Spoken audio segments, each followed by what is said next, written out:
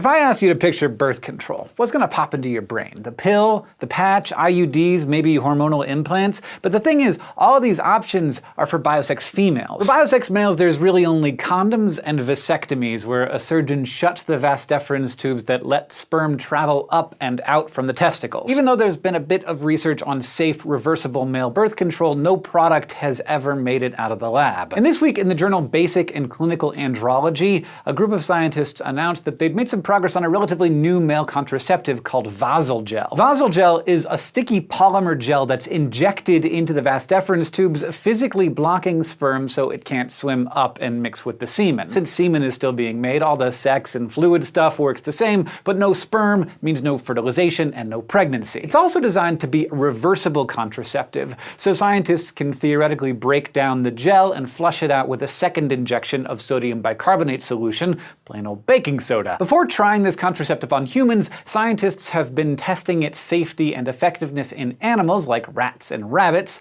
who are known for having lots of sex. And this new study involved injecting Vasalgel into 16 adult male rhesus monkeys at the California National Primate Research Center. They were generally healthy after the treatment and went back to their normal monkey lives, interacting and mating with fertile females when they were housed together. And even though some were continuously living with females for 2 entire years, not one fathered a baby. Even with that 100% success rate, Vasalgel is a long way from being safe and ready to go in humans. 16 monkeys isn't that big of a study, and there were still some side effects. During one monkey's surgery, the gel wasn't injected properly on one side, so the researchers ended up giving him a partial vasectomy. Another developed a sperm granuloma, which is basically a lump of sperm outside the vas deferens that could become painful. But the researchers looked at other rhesus monkey health data they had collected too, and found that sperm granulomas seemed to be more common in monkeys with vasectomies than in the group with the Vasalgel. Finally, this particular study didn't try flushing out the Vasalgel, so we don't know how reversible it is in primates. So there's still a ton more work to do before Vasalgel becomes a widespread birth control option, but it is off to a promising start. Even though animal sex is interesting, all species reproduce in one way or another. You know what's really weird though? Regeneration. And Hydra,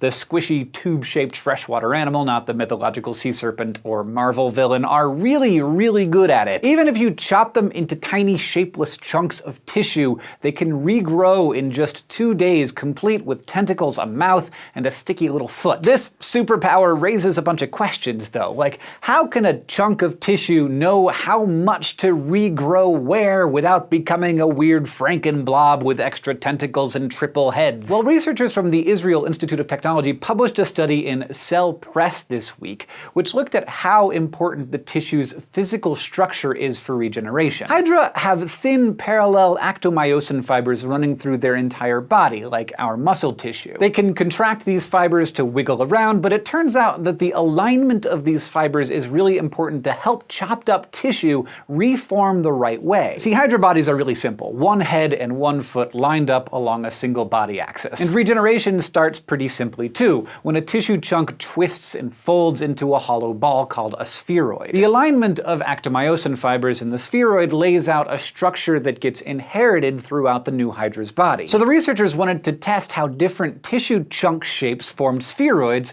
and how that affects regeneration, because it can get real bad real quickly. Square tissue chunks folded really well because the actomyosin fibers were stable and aligned, and the outer edges were flexible and could follow those fibers' lead. On the other hand, slices of Hydra shaped like closed rings didn't fold so well and formed spheroids with different regions of actomyosin aligned in different ways. So these regenerated Hydra were more deformed and usually had multiple body axes, like 2 mouths and 2 feet. Open rings did even worse. That extra cut made figuring out actomyosin alignment even trickier. But here's the thing.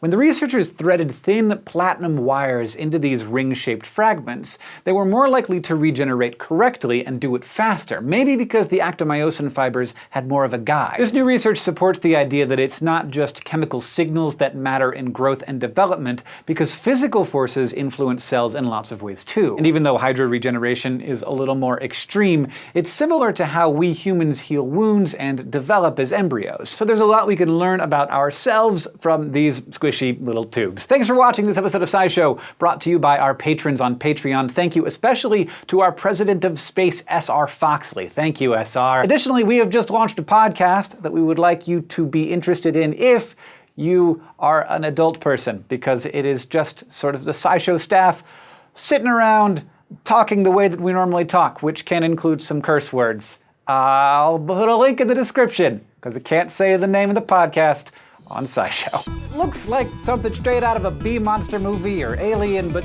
the thing is tiny, only a millimeter or so big, so don't be too afraid. Scientists call it